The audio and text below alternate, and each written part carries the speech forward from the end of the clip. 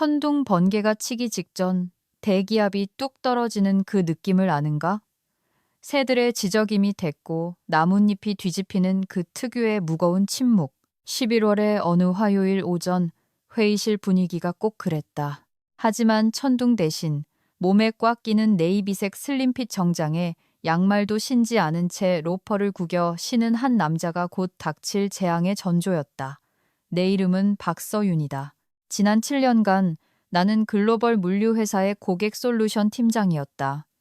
직함이 좀 모호하게 들리는데 그건 의도된 것이다. 쉽게 말해 나는 해결사다. 포춘 100대 기업을 위한 맞춤형 공급망 알고리즘이 오류를 일으켜 신선한 연어를 애리조나 사막의 물류창고로 보내버릴 때 새벽 3시에 호출되는 사람이 바로 나다. 나는 당황하지 않는다. 소리치지도 않는다. 그저 문제가 사라질 때까지 체스판에 말을 옮길 뿐이다. 담배는 피우지 않고 오후 6시 전에는 술도 마시지 않는다. 내 첫 차보다 비싼 몽블랑 펜으로 글을 쓰고 내 포트폴리오에 있는 모든 대기업 임원 자녀들의 이름을 꿰고 있다. 나는 5조 원 규모의 포트폴리오를 지탱하는 보이지 않는 접착제이며 그 포트폴리오의 왕관에 박힌 보석은 바로 최 회장이었다. 물론 최 회장은 그의 진짜 이름이 아니지만 돈은 진짜다. 연간 5조 원의 계약 가치, 진짜 100이다. 그는 계약서에 서명하는 종류의 사람이 아니다. 그는 동맹을 맺는다. 구식이다. 그는 슬라이드 덱을 싫어하고 유행어를 혐오하며 자신이 요청하지도 않은 것을 팔려고 하는 사람들을 경멸한다. 최 회장과 나는 우리만의 리듬이 있었다. 우리는 암호로 대화했다. 고개를 끄덕이면 예스, 침묵은 해결해. 그리고 전화가 온다는 것은 회사에 불이 났다는 뜻이었다. 7년 동안 그는 단 한 번도 계약을 파기하겠다고 위협한 적이 없었다. 단 한 번도. 그러다 강상무가 나타났다. 우리 회사 대표 젖은 골판지 같은 촛대를 가진 그 양반이 회사를 현대화해야 한다고 결정했다. 꾸준히 사상 최고 수익을 경신하는 것은 너무 지루했나 보다. 우리에겐 파괴적 혁신이 필요했고 시너지가 필요했다. 그리고 링크드인 인플루언서들이 투자한 연구소에서 제조된 듯한 외모의 전략 성장 담당 부사장이 필요했다.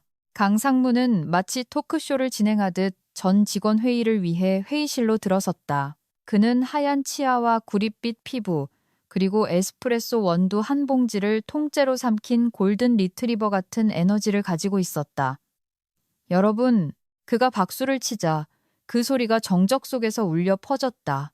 저는 여러분께 더 이상 좋음만으로는 충분하지 않다고 말씀드리러 왔습니다. 우리는 위대해져야 합니다. 우리는 민첩해져야 합니다. 우리는 군사를 덜어내야 합니다. 나는 뒤쪽에 앉아 가죽 노트에 필기를 했다. 강상무 같은 사람들을 전에도 본 적이 있다.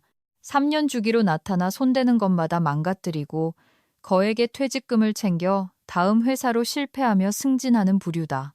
보통 나는 그냥 고개를 숙이고 그들의 어리석음으로부터 내 고객들을 보호하며 그들이 자멸하기를 기다린다. 생존 메커니즘이다. 생존 이야기가 나와서 말인데 이런 이야기가 어떻게 흘러가는지 안다.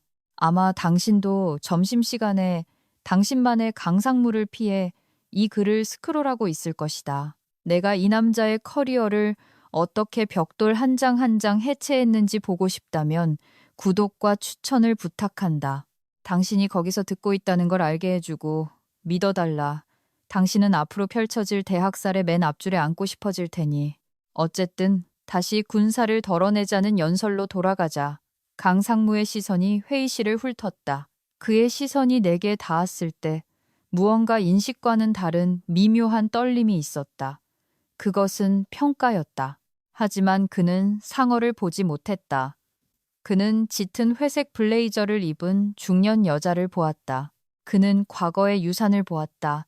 그는 가구를 보았다. 그는 3개월 전 최 회장의 유럽 전체 유통망이 서버 이전 오류로 거의 붕괴될 뻔했다는 사실을 몰랐다. 그는 내가 잠옷바람으로 부엌 바닥에 앉아 45대의 화물기 경로를 수동으로 재조정하여 최 회장이 단 1원도 손해보지 않도록 했다는 사실을 몰랐다. 최 회장조차 그 사실을 몰랐다. 나는 그에게 말하지 않았다. 그게 내일이니까. 고객이 편히 잠드는 것은 내가 잠들지 않기 때문이다. 회의가 끝난 후 초조해 보이는 대표가 강상무를 내게로 이끌었다. 강상무, 이쪽은 박 팀장이야. 대표는 약간 땀을 흘리며 말했다. 최 회장님 건을 담당하고 있지. 우리 회사의 핵심이야. 강상무는 미소를 지었다. 눈에는 웃음기가 없었다. 그것은 도자기와 야망으로 만들어진 미소였다. 박 팀장님 반갑습니다. 흥미로운 이야기를 들었습니다. 이 건을 오랫동안 맡으셨다고요. 7년입니다. 나는 목소리를 평이하게 유지하며 말했다. 악수를 청했다. 그의 손은 죽은 생선처럼 축축하고 힘이 없었다. 7년이라. 그가 연기하듯 한숨을 내쉬며 반복했다. 이 업계에서는 평생이나 다름없는 시간이죠. 어쩌면 너무 길었을지도 모릅니다. 현실에 안주하게 되고 나무만 보고 숲은 보지 못하게 되죠. 내 혈관 속 피의 온도가 10도쯤 내려갔지만 내 얼굴은 정중한 관심의 가면을 유지했다. 최 회장님은 일관성을 중요하게 생각하십니다. 변화를 위한 변화는 좋아하지 않으시죠.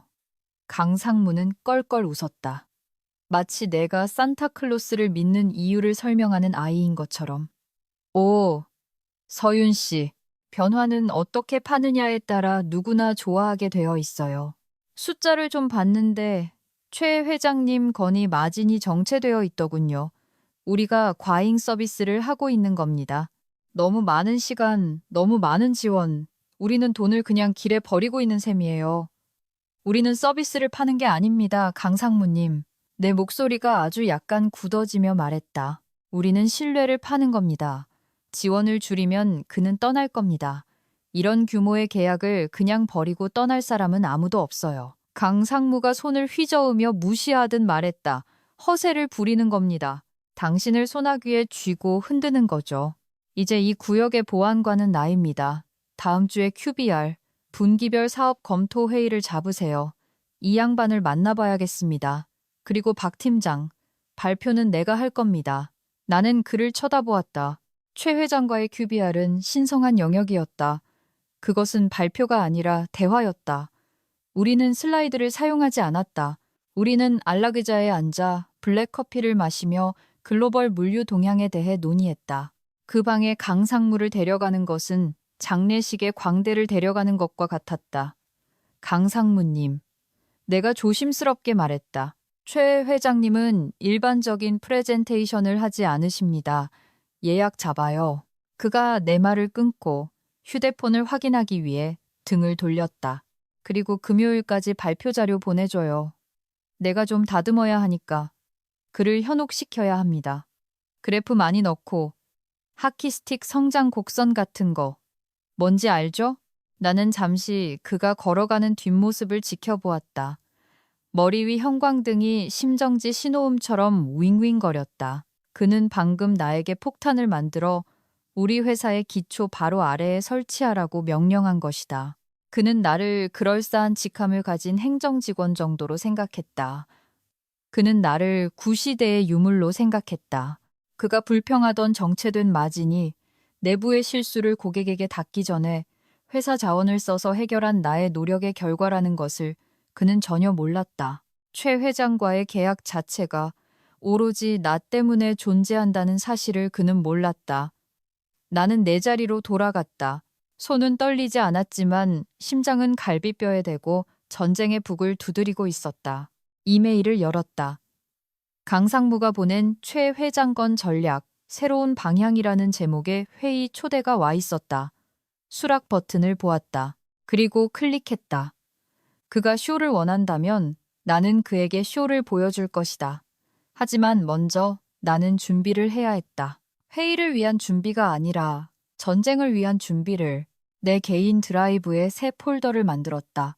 이름은 엑소더스라고 지었다. 그리고 휴대폰을 들어 법무팀 지인에게 문자를 보냈다. 가설이지만 2018년 합병 이전에 제가 유치한 고객에 대한 경업 금지 조항은 얼마나 효력이 있나요? 곧바로 말줄임표가 나타났다.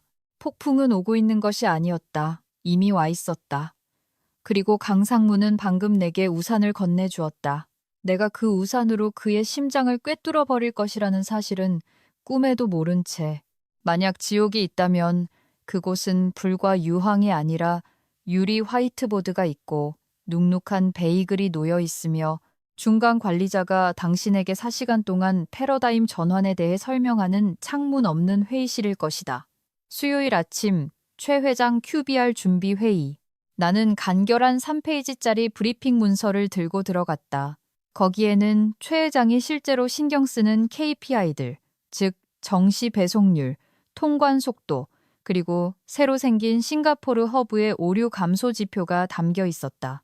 깔끔하고 사실에 기반했으며 물류에서 지루함이 수익성과 동의어라는 것을 이해하지 못하는 사람에게는 지루한 내용이었다. 강상무는 이미 85인치 모니터 앞에 서 있었다. 오늘은 조끼를 입고 있었다. 우리가 화물 운송업에 종사함에도 불구하고 나는 벤처 캐피털에서 일한다고 소리치는 듯한 그런 플리스 조끼 말이다. 박 팀장, 그가 우렁차게 말했다. 앉아요. 마법을 좀 부려봅시다. 그는 파워포인트 덱을 띄웠다. 슬라이드가 40장이었다. 40장. 30초 이상 요점 없이 이야기하면 시계를 보는 사람과의 1시간짜리 회의의 말이다. 자, 이 오프닝 좀 봐요. 강상무가 활짝 웃으며 말했다. 첫 슬라이드에는 다양한 인종의 사람들이 산 정상에서 하이파이브를 하는 스톡 사진이 있었다. 그 위에는 내일의 속도를 오늘 시너지하다라는 문구가 겹쳐 있었다. 나는 왼쪽 눈 뒤에서 편두통이 물리적으로 생성되는 것을 느꼈다. 강상무님, 나는 목소리를 평탄하게 유지하며 말했다. 최 회장님은 이런 걸 좋아하지 않으실 겁니다. 데이터맨이세요. 지난달 함부르크에서 컨테이너가 왜 4시간 지연됐는지 그리고 우리가 어떻게 해결했는지 알고 싶어 하실 겁니다. 강상무는 손을 휘저으며 내 전체 경력을 손목 스냅 한 번으로 무시했다. 세부 사항은 됐어요, 박 팀장. 너무 디테일에 빠져 있군요. 이건 전략 검토 회의입니다. 비전을 팔아야 해요. 우리가 AI 우선 블록체인 기반 클라우드 네이티브 파트너라는 것을 그에게 보여줘야 합니다. 우리는 블록체인을 사용하지 않는데요. 내가 지적했다. 그건 희망사항이죠. 그가 반박했다. 그는 다음 슬라이드로 넘어갔다. Y축에 라벨이 없는 그래프였지만 선은 위로 향하고 있었다. 이게 바로 내가 말하는 겁니다. 감성적인 공감대. 우리는 다음 3시간 동안 내 작업을 해체했다. 내가 운영 안정성에 대한 슬라이드를 삽입하려고 할 때마다 강상무는 그것을 삭제했다. 너무 빽빽해, 지루해. 혹은 내가 개인적으로 가장 좋아하는 말인 이건 눈에 띄질 않아라고 말하면서 그는 3분기 유료 할증료 분석 자료를 만화 로켓 그림이 있는 와우루로의 여정이라는 제목의 슬라이드로 대체했다. 나는 꾸며내는 것이 아니다. 만화 로켓이었다. 나는 마지막으로 한 번 더 시도했다. 절박함이 목구멍을 핥히었다. 최 회장님은 70대이십니다. 트럭 운송과 냉장 창고업으로 제국을 건설하셨어요. 만약 그분께 만화 로켓을 보여드리면 우리가 자신을 조롱한다고 생각하실 겁니다. 강상무는 클릭을 멈췄다. 그는 내게로 몸을 돌렸고 그의 얼굴에서 쿨한 상사의 가면이 잠시 벗겨지며 그 아래에 좀스러운 폭군이 드러났다. 있잖아요, 박 팀장. 당신한테서 저항이 많이 느껴지네요. 팀 플레이어라고 들었는데 그 비난이 허공에 맴돌았다. 팀 플레이어라는 함정. 나쁜 아이디어에 동의하지 않는 순간 당신은 까다로운 사람이 된다. 저는 관계를 보호하려는 겁니다. 내가 말했다. 아니, 당신은 당신의 영역을 보호하려는 거지. 강상무가 쏘아붙였다. 당신은 몇 년 동안 이 고객을 독점해 왔어. 그래서 이 계약이 정체된 건지도 몰라. 당신은 새로운 아이디어가 두려운 거야. 당신이 그동안 안주해왔다는 사실을 드러낼까봐. 안주라. 나는 뭄바이의 세관원들과 크리스마스 아침에 컨퍼런스 콜을 했던 것을 생각했다. 페덱스가 폭설로 마비되었을 때 최 회장의 조립 라인 교체 부품을 직접 전달하기 위해 디트로이트로 개인적으로 날아갔던 때를 생각했다. 안주라. 나는 그 단어를 맛보며 되뇌었다. 제맛이 났다. 봐요. 강상무가 애플워치를 확인하며 한숨을 쉬었다. 발표는 당신이 할 필요 없어요. 분명히 당신은 새로운 비전에 동조하지 않는군요. 말은 내가 다 할게요. 당신은 그냥 거기 앉아서 모르겠네.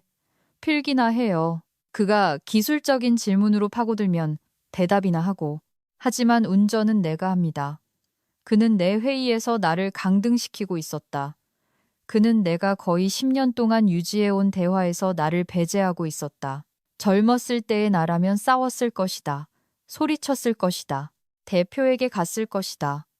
하지만 나는 강상무를, 그의 근거 없는 자신감을, 그의 공허한 유행어들을, 그리고 일에 대한 그의 완전한 무례함을 보았다. 그리고 내 안에 무언가가 바뀌었다. 그것은 직원에서 당신의 파멸을 설계하는 건축가로의 전환이었다. 알겠습니다. 내가 부드럽게 말했다. 강상무는 놀란 듯했다. 그는 싸움을 예상했다. 알겠습니다. 상무님이 부사장이시니까요. 나는 노트를 닫으며 말했다. 이게 상무님이 원하시는 방향이라면 따르겠습니다. 말씀은 상무님이 하세요. 저는 그냥 앉아 있겠습니다. 좋아요.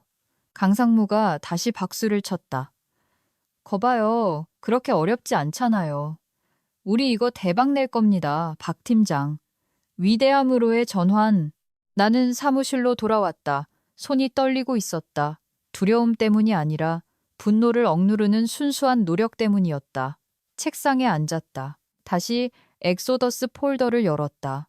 새 문서를 시작했다. 사건 기록. 날짜 11월 14일. 사건. 부사장이 운영 데이터 발표를 명시적으로 금지함. KPI 보고보다 희망적인 마케팅 자료를 우선하라고 지시함. 나를 주 발표자 역할에서 제외함. 파일을 저장했다. 그리고 이메일을 열어 QBR 회의 초대를 찾았다. 그것을 내 개인 이메일 주소로 전달했다. 그런 다음 프린터로 갔다. 강상무의 프레젠테이션 슬라이드 하나하나, 로켓 그림, 하이파이브 하는 등산객들, 라벨 없는 그래프들을 모두 인쇄했다. 그것들을 깨끗한 마닐라 폴더에 넣었다. 그가 절벽 아래로 차를 몰고 갈 작정이라면 나는 그냥 지켜만 보지 않을 것이다. 블랙박스가 4K로 녹화되고 있는지 확인할 것이다. 회의는 48시간 후였다. 나는 침묵 속에서 그 시간들을 보냈다. 그의 슬라이드를 고치려 하지 않았다. 대표에게 경고하려 하지 않았다. 그냥 내 평소 업무를 하고 이메일에 답장하고 기다렸다. 더 이상 잃을 것이 없다는 것을 깨달았을 때 얼마나 평온해지는지 참 우습다. 강상무는 나를 배제하고 있다고 생각했다. 그는 자신이 나를 자유롭게 해주고 있다는 것을 깨닫지 못했다. 40층에 있는 회의실에서는 도시 전체가 내려다 보였다. 하지만 금요일 아침 블라인드는 내려져 있었다. 강상무는 프로젝터를 위해 영화 같은 조명을 원했다. 최 회장은 오전 9시 58분에 도착했다. 그는 시끄럽지 않으면서도 존재감으로 공간을 채우는 사람이었다. 아마 강상무의 차보다 빗살 회색 울정장을 입고 있었고 만년필 한 자루 외에는 아무것도 들고 있지 않았다. 노트북도 휴대폰도 없었다. 그는 들어와서 내 손을 굳게 잡았다. 박 팀장, 반갑네. 회장님, 저도 반갑습니다. 내가 그의 이름을 부르는 유일한 순간이었다. 우리의 특권이었다. 그때 강상무가 끼어들었다. 회장님, 강민준입니다. 전략 성장 담당 부사장입니다. 회장님께서 이루신 것들의 열렬한 팬입니다. 정말 파괴적인 혁신입니다. 최 회장은 강상무가 내민 손을, 그리고 그의 얼굴을 쳐다보았다. 그는 젖은 난간을 만지듯 짧게 악수했다. 파괴적이라? 최 회장은 돌멩이를 입안에서 굴리듯 그 단어를 되뇌었다. 나는 자갈과 물류를 파내 강상무. 나는 파괴하지 않아. 나는 배달하지. 바로 그겁니다. 강상무는 굴하지 않고 방향을 틀었다.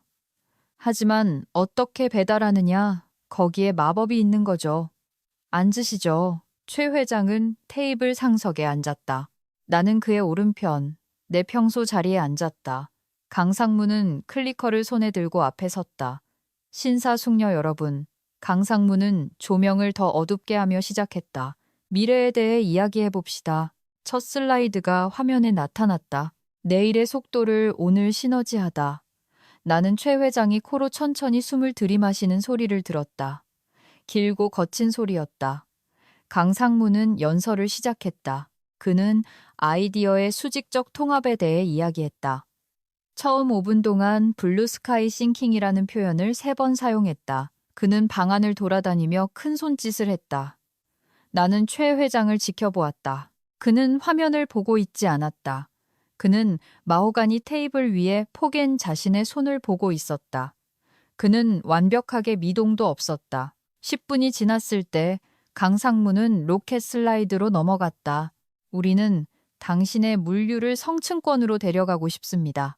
당신의 공급망 생태계를 완전히 재창조하는 것에 대해 이야기하고 있습니다. 최 회장은 손을 테이블에서 겨우 5cm 들어 올렸다. 강상무는 문장 중간에 말을 멈췄다.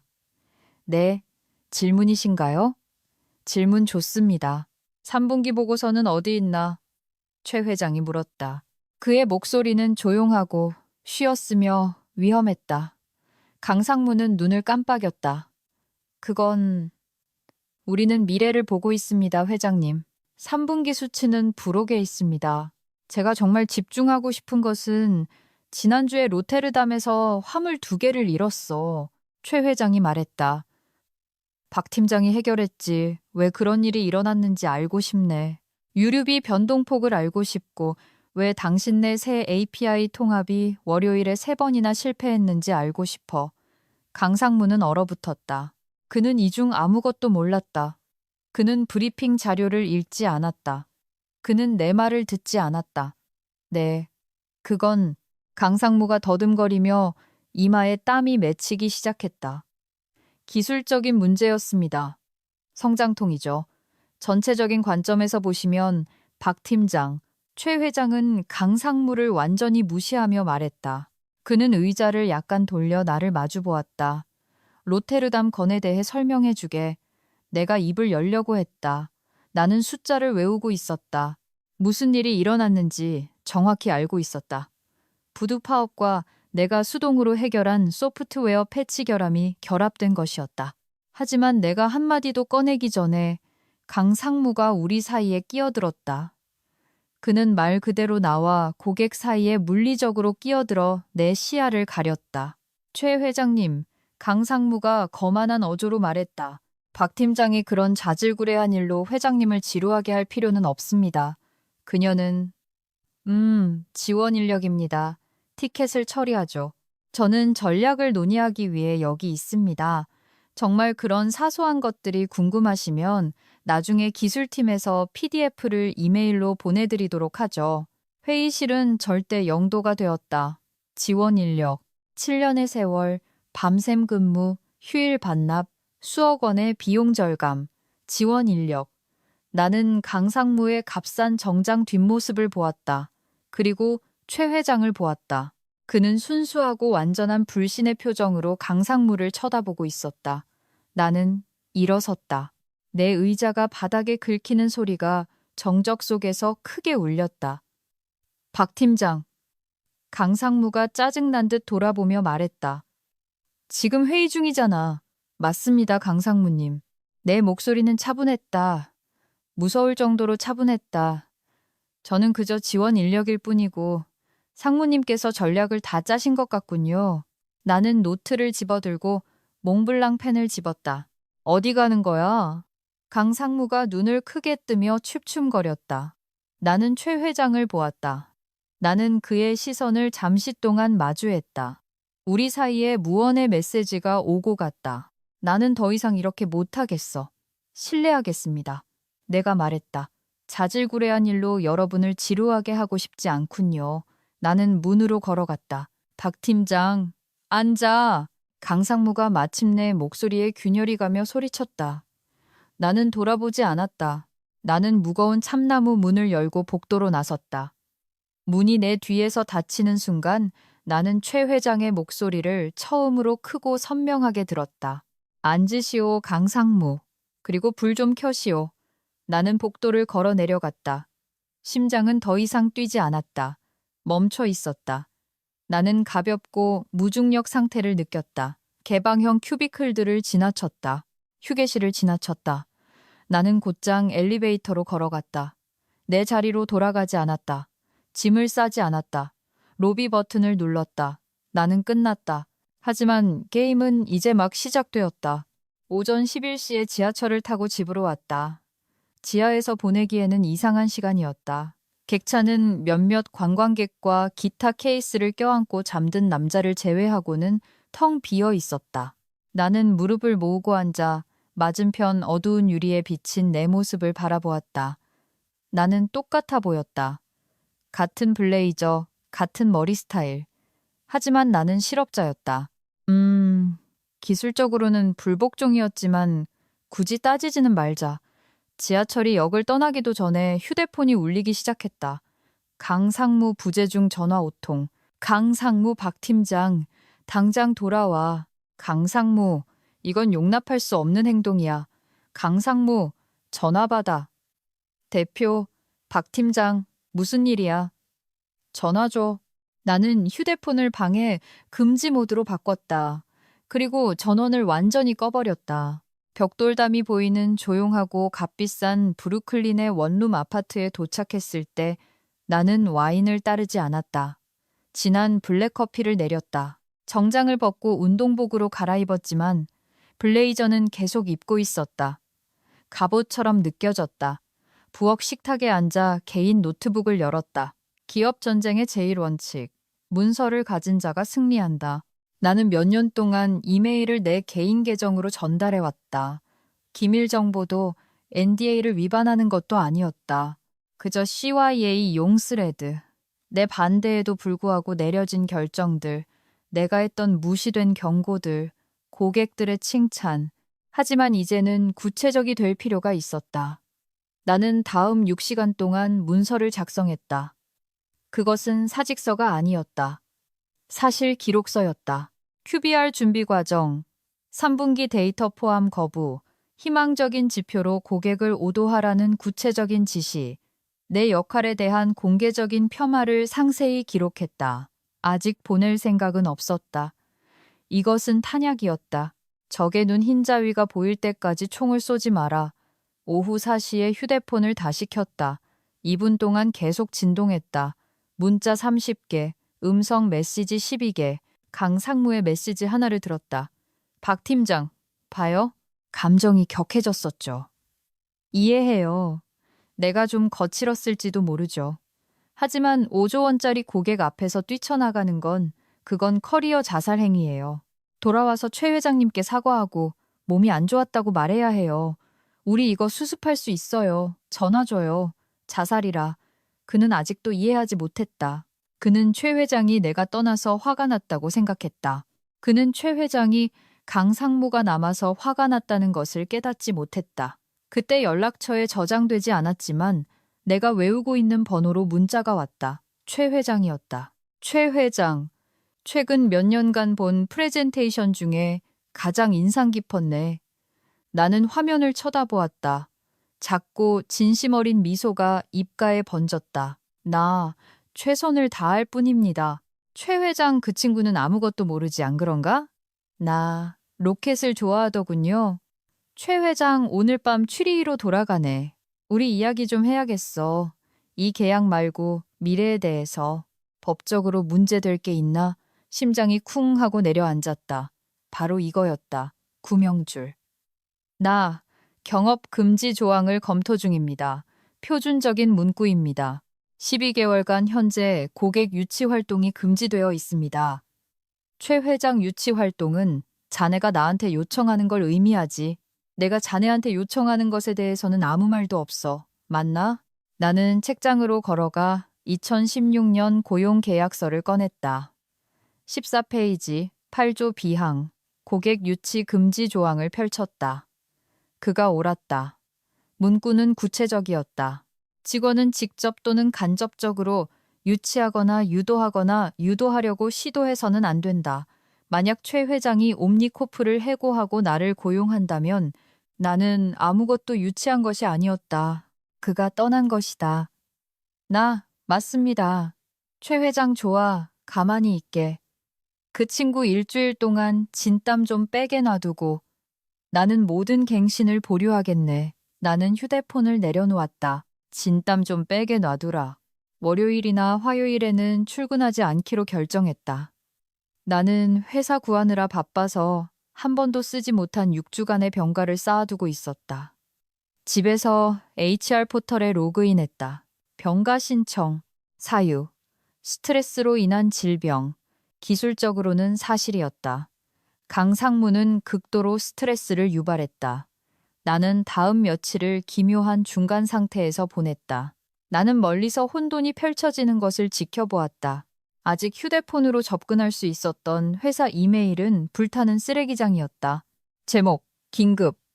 상하이 세관에 묶인 최 회장 화물, 발신, 강민준, 수신, 박서윤, 박 팀장. 아픈 건 알지만 상하이에서 문제가 생겼어. 항만 당국 연락처가 누구지? CRM에서 못 찾겠어. 나는 이메일을 보았다. 나는 그 연락처를 알고 있었다. 우 씨였다. 그는 CRM을 사용하지 않았다.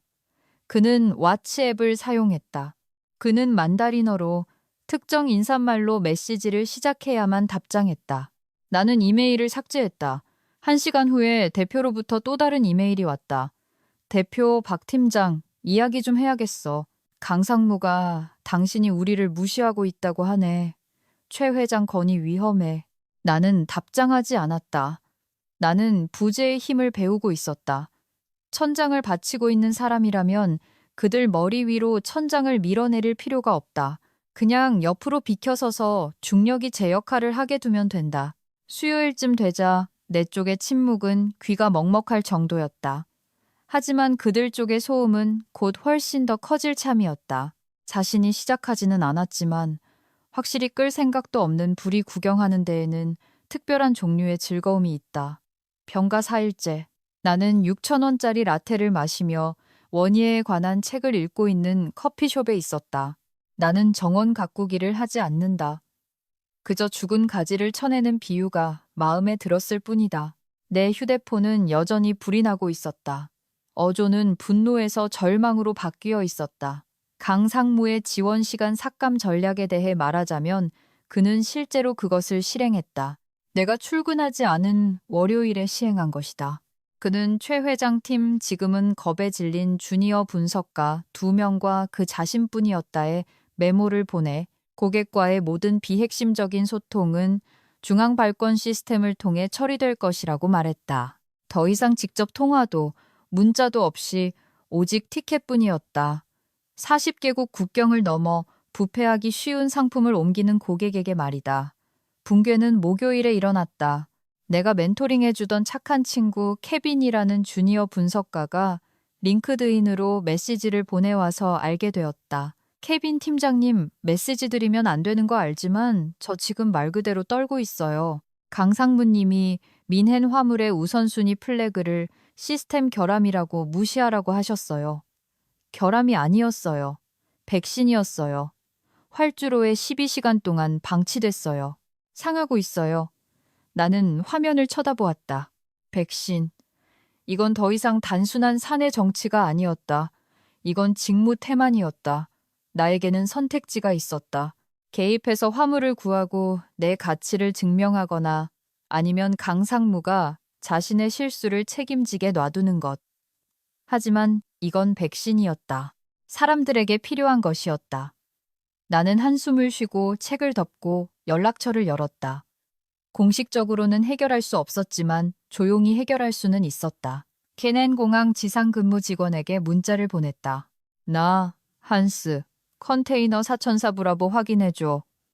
온도 게이지가 고장났을 수도 있어. 즉시 저온 보관으로 수동 전환해줘. 나한테 셔틀콕 빚진 셈 쳐. 한스, 당신을 위해서라면 완료. 하지만 당신네 새 상사한테는 바보라고 전해줘. 서류를 일반 화물로 제출했어. 나는 대화를 스크린샷해서 엑소더스 폴더에 추가했다. 케빈에게 답장을 보냈다. 나 미네는 걱정 마. 처리됐어. 하지만 나서지 말고 강상무가 시키는 모든 것을 기록해둬. 사무실에서는 대표가 마침내 개입하기로 결정했다. 그는 나에게 전화하지 않았다. 그는 린다를 보냈다. 린다는 인사부장이었다. 그녀는 회사를 교회처럼, 사교를 성경처럼 여기는 여자들 중 하나였다. 그녀는 기업 문화와 가족에 대해 조용하고 경건한 어조로 말했다. 그녀는 정오에 나에게 전화했다. 서윤 씨, 그녀의 목소리는 인공적인 걱정으로 뚝뚝 떨어졌다. 우리가 얼마나 걱정하는지 몰라요. 이 침묵은 당신답지 않아요. 우린 여기서 가족이잖아요. 사촌이랑 좀 다둜다고 가족을 버릴 수는 없죠. 그녀는 강상무를 내 사촌이라고 불렀다. 스트레스를 많이 받고 있어요, 린다. 나는 내 안의 드라마 여주인공을 끄집어내며 말했다. 의사 선생님이 완전한 단절을 권고하셨어요. 이해해요. 린다가 말했다.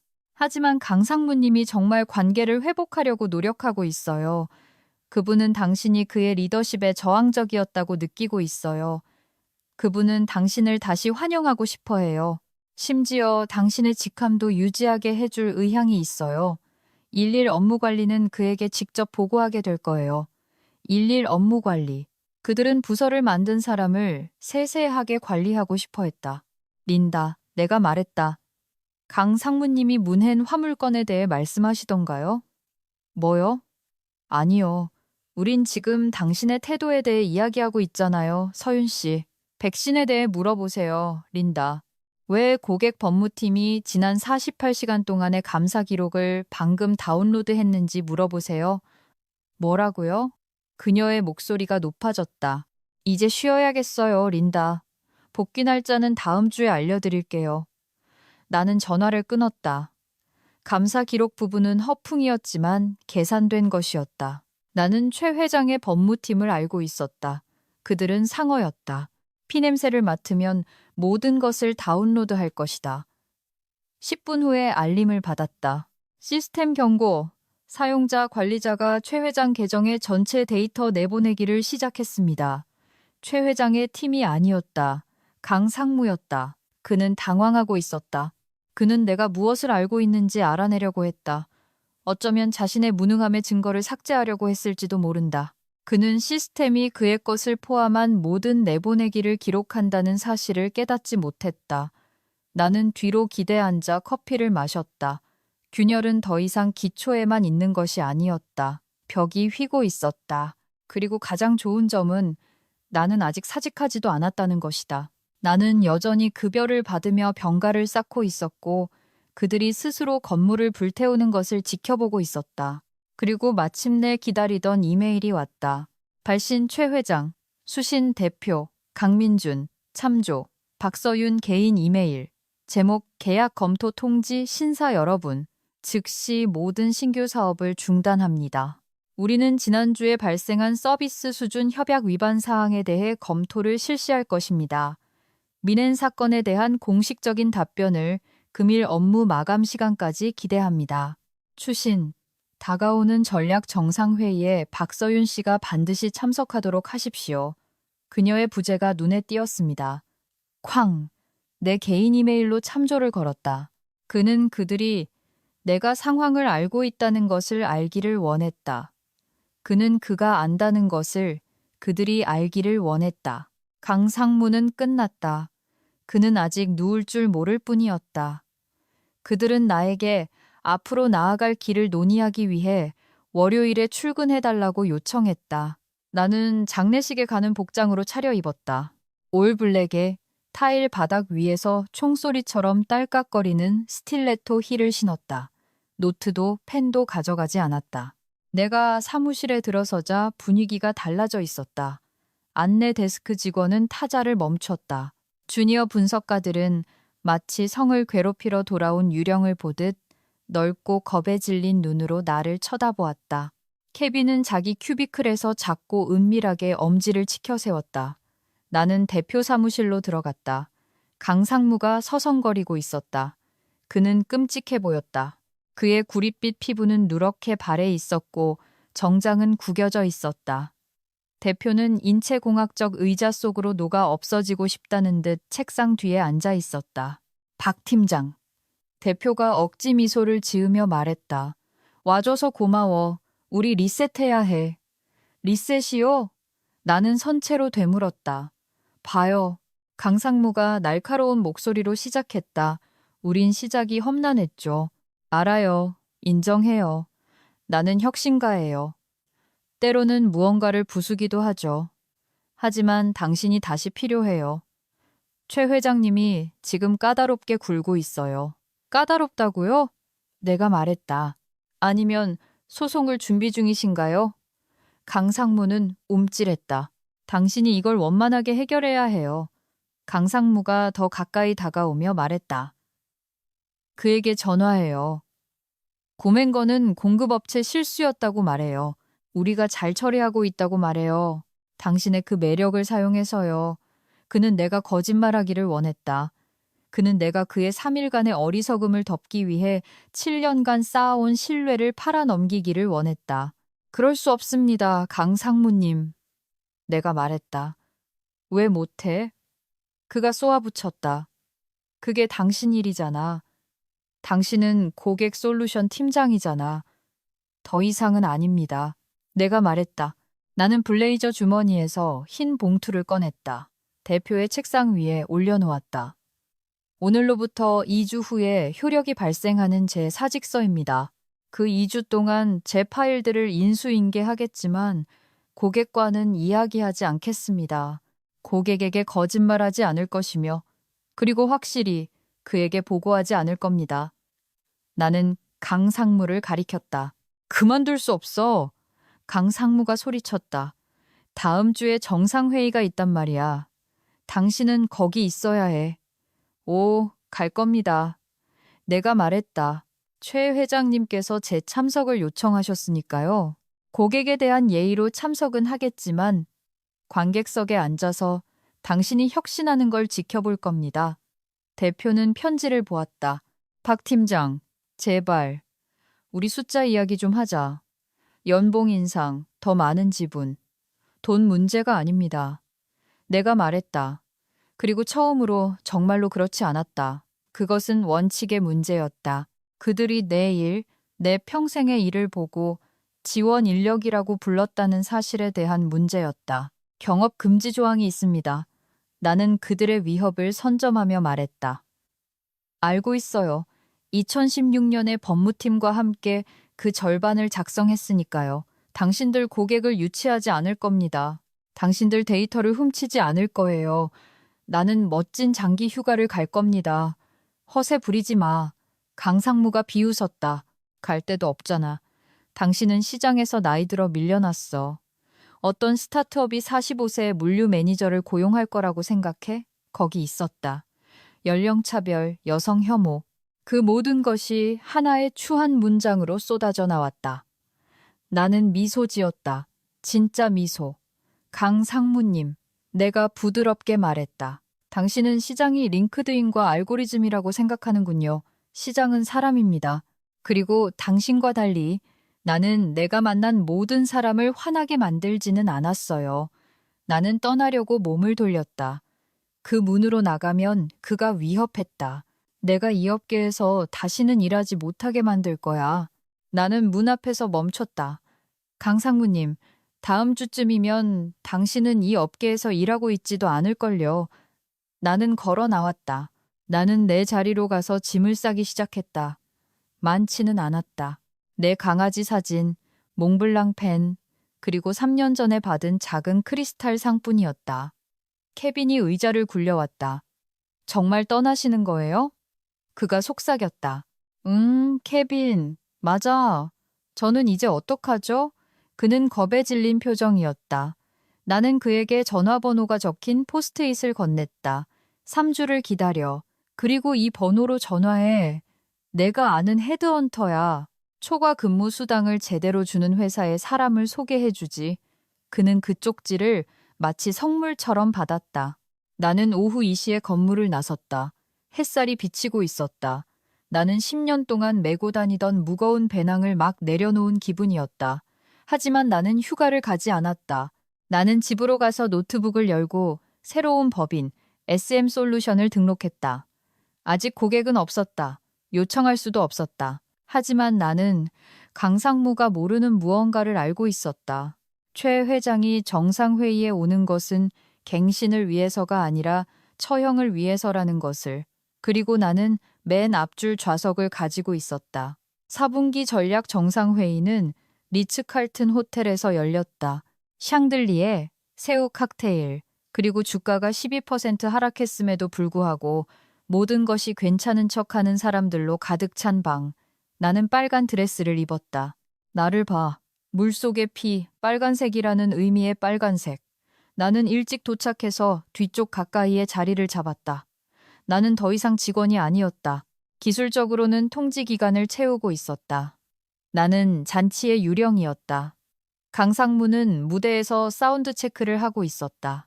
그는 광적으로 보였다. 그는 AV 기술자에게 자신의 등장 음악 베이스 레벨에 대해 소리치고 있었다. 그렇다. 그는 등장 음악이 있었다. 아이 오브 더 타이거. 농담이었으면 좋겠다. 방은 이사들, 투자자들, 주요 고객들로 채워졌다. 나는 대표가 악수하는 것을 보았고 그의 미소는 점점 더 쓴웃음처럼 보였다.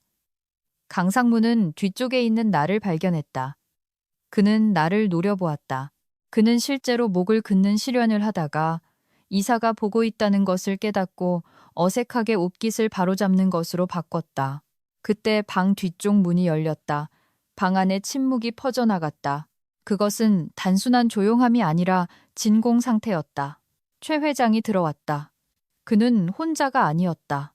그의 측근들, CFO, 법무자문, 그리고 CTO가 함께였다.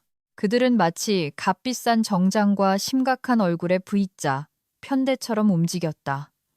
보통 고객들은 앞쪽 원형 테이블에 앉는다. 최 회장은 앉지 않았다. 그는 팔짱을 낀 채 뒤쪽에 서 있었다.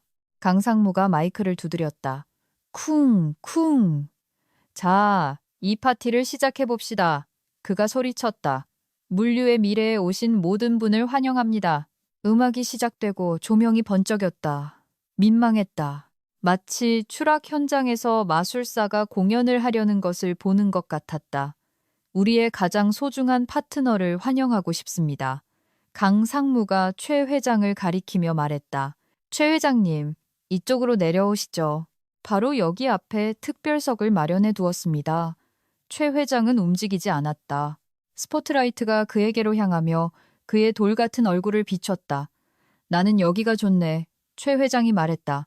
그의 목소리는 마이크가 필요 없었다. 울려 퍼졌다. 아, 알겠습니다. 강상무가 더듬거렸다. 자, 여러분, 그럼 시작해 봅시다. 아시다시피 우리는 린하고 애자일한 방법론으로 전환하고 있습니다. 강상무는 자신의 발표 자료를 시작했다. 로켓들이 다시 등장했다. 유행어들이 난무했다. 패러다임, 시너지, 블록체인. 나는 최 회장을 지켜보았다. 그는 생물학자가 특히 어리석은 벌레를 연구하는 듯한 무심한 호기심으로 강상무를 보고 있었다. 그때 강상무가 슬라이드 하나를 띄웠다. 사례 연구, 최 회장 글로벌, 재창조된 파트너십. 그것은 효율성 절감 그래프를 보여주었고 커뮤니케이션을 간소화함으로써 티켓 시스템 운영 비용을 20% 절감했다고 주장했다. 최 회장은 몸을 기울여 CFO에게 무언가 속삭였다. CFO는 고개를 끄덕이고 최 회장에게 폴더를 건넸다. 강상무는 계속해서 말했다. 그리고 우리는 이 모델이 확장 가능하다고 믿습니다. 여러분 모두를 위해 이것을 할 수 있습니다. 그는 자신의 실패를 특징으로 팔고 있었다. 나는 방안을 둘러보았다. 다른 고객들은 정중하게 고개를 끄덕이고 있었다. 그들은 몰랐다. 백신에 대해 몰랐다. 침묵에 대해 몰랐다. 나는 클러치 안에서 진동을 느꼈다. 최 회장으로부터 온 문자였다. 최 회장, 준비됐나? 나는 방 건너편을 보았다. 최 회장과 눈이 마주쳤다. 그는 고개를 끄덕였다. 나 언제나. 최 회장은 빗속으로 한 걸음 나섰다. 신뢰합니다. 그가 말했다. 강상무는 말을 멈췄다. 최 회장님, 질의응답은 보통 마지막에 하는데요, 친구. 이건 질문이 아니네. 최 회장이 말했다. 그는 중앙 통로를 걸어 내려갔다. 방은 그를 위해 홍해처럼 갈라졌다. 강상무, 최 회장이 무대에 도착하며 말했다. 그는 계단을 오르지 않았다. 그는 아래에 서서 강상무를 올려다보았다. 저 그래프, 효율성 절감 말이야. 네, 인상적이죠. 그렇죠. 강상무가 활짝 웃었다. 그 절감액은 내 콜드체인을 모니터링하던 지원 인력을 해고해서 나온 거네. 최 회장이 말했다. 그 결과 지난 목요일 미넨에서 40만 달러 상당의 의약품이 상했지. 방 안에 탄식이 터져 나왔다. 이사들은 자세를 바로 했다. 강상무의 미소가 흔들렸다. 그건 결함이었습니다. 우리가 해결했습니다. 아니, 최 회장이 말했다. 자네가 해결한 게 아니야. 박 팀장이 해결했지. 휴가 중에 커피숍에서 강상무는 나를 보았다. 방 전체가 나를 보기 위해 돌아섰다. 나는 옴니코프와 계약을 맺지 않았네. 최 회장이 이제 목소리를 높여 발표했다. 나는 영양과 계약을 맺었지. 그리고 보아하니 영양은 이 건물을 떠난 것 같군. 그는 이사회를 향해 돌아섰다. 나는 중과실을 이유로 내 계약에 즉시 해지 조항을 발동하네. 그렇게는 못합니다. 대표가 벌떡 일어섰다. 회장님, 제발 방금 했네. 최 회장이 말했다. 내 법무팀이 10분 전에 서류를 제출했어. 그는 다시 나에게로 돌아섰다. 박 팀장. 그가 말했다. 같이 가겠나? 나는 일어서서 빨간 드레스를 매끄럽게 폈다. 지갑을 집었다. 그래야 할 것 같군요. 내가 말했다. 나는 통로를 걸어 내려갔다. 뇌졸중을 일으킬 것 같은 대표를 지나쳤다. 투자자들을 지나쳤다. 나는 통로에서 최 회장을 만났다. 어디로 가는 건가요? 내가 조용히 물었다. 점심 먹으러. 그가 말했다. 그리고 자네의 새 컨설팅 회사에 대해 이야기하러. 지금 물류 공급업체에 매우 불만인 친구들이 몇 명 있네. 우리는 함께 연 회장을 걸어 나갔다. 우리 뒤에서 마이크의 피드백 소리가 강상무의 필사적인 더듬거림을 집어삼키며 날카롭게 울렸다. 그것은 내가 들어본 소리 중 가장 달콤한 소리였다. 우리는 길 건너 스테이크하우스로 갔다. 흰 식탁보가 깔려 있고 웨이터들이 자기 이름을 소개하지 않는 그런 곳이었다. 최 회장은 강상무보다 나이가 많은 와인 한 병을 주문했다. 혁신을 위하여. 그가 눈을 반짝이며 건배를 제의했다. 영양을 위하여. 내가 그의 잔에 내 잔을 부딪히며 정정했다. 에피타이저가 도착할 때쯤 내 휴대폰이 테이블 위에서 진동하고 있었다. 케빈 팀장님, 맙소사. 대표님이 소리 지르고 있어요. 강상무님은 울고 있어요. 말 그대로 울고 있어요. 보안팀이 그를 호위해 나가고 있어요. 법무팀 박 팀장님, NDA에 대해 논의해야 합니다.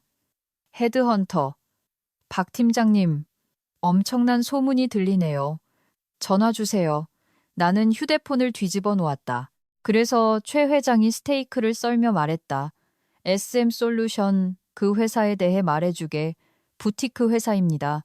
나는 즉석에서 말했다. 기존 고객들을 위한 고도의 위기 방지 물류를 전문으로 합니다. 앱도 없고 티켓도 없고 오직 답변만 있습니다. 리테이너 계약을 하겠네. 최 회장이 말했다. 옴니코프가 나한테 청구하던 것과 같은 요율로. 하지만 자네가 간접비는 가져가게. 나는 머릿속으로 계산을 했다. 만약 내가 대행사에 부풀려진 비용 없이 대행사 요율로 최 회장의 계약을 맞는다면 나는 옴니코프에서 1년 동안 벌었던 것보다 한 달에 더 많이 벌게 될 것이다. 좋습니다. 내가 말했다. 그리고 최 회장이 덧붙였다. 제조회사를 운영하는 친구 3명이 있네. 그들도 그 방에 있었지. 방금 나한테 문자를 보냈어. 자네 번호를 원하더군. 보내주세요. 내가 말했다. 리츠칼튼에서는 종말이 일어나고 있었다. 내부에 심어둔 스파이, 케빈에 따르면 이사회는 복도에서 긴급 회의를 열었다. 최 회장이 나간 지 1시간 만에 주가는 8% 더 떨어졌다. 월스트리트에서는 소문이 빨리 퍼진다. 강상무는 무대를 떠나기도 전에 해고되었다. 그들은 그가 코트를 챙기게도 하지 않았다. 보안팀은 투자자들에게 보이지 않도록 그를 주방을 통해 내보냈다. 대표는 손실을 통제하려고 했지만 너무 늦었다. 최 회장의 퇴장은 이미 이야기가 되었다. 그것은 배가 가라앉고 있다는 신호였다. 다음 48시간 동안 옴니코프는 4개의 주요 고객을 더 잃었다. 그들 모두 나에게 전화했다. 나는 그들을 훔치지 않았다. 나는 그들을 유치하지 않았다. 그들이 나에게 전화했다. 박 팀장님 무슨 일이 있었는지 들었어요. 저희도 맡아주실 수 있나요? 할 수 있습니다. 나는 그들에게 말했다. 하지만 제 요율은 올랐고 저는 파워포인트는 하지 않습니다. 나는 일주일 후에 케빈을 고용했다. 나는 그의 연봉을 2배로 올려주고 운영 이사라는 직함을 주었다. 그는 울었다. 나는 유리타워가 아닌 갈색 벽돌 건물의 작은 사무실을 빌렸다. 나무 바닥, 진짜 식물들. 옴니코프의 소송이 당연히 따라왔다. 그들은 나를 고객 빼가기로 고소하려고 했다. 최 회장의 변호사들은 본질적으로 법적인 엿이나 먹어라는 내용의 편지로 응답했고 계약 위반과 운행 화물에 대한 직무태만을 인용했다. 옴니코프는 3일 만에 소송을 취하했다. 그들은 증거 개시 단계를 감당할 수 없었다. 그들은 내가 내 엑소더스 폴더에 무엇을 가지고 있는지 알고 있었다. 강상무는 한 달 후에 링크드인으로 연락을 시도했다. 강민준, 헤이, 박 팀장님, 악감정은 없죠? 비즈니스는 비즈니스니까요. 제가 새로운 암호화폐 물류 스타트업을 시작합니다. 무모한 혁신 2호인데 조언을 좀 구하고 싶습니다. 나는 그를 차단하지 않았다. 답장하지도 않았다. 그냥 일십 상태로 두었다. 왜냐하면 그게 지원 인력이 하는 일이니까. 우리는 지원한다. 그리고 우리가 지원을 멈추면 모든 것이 무너진다.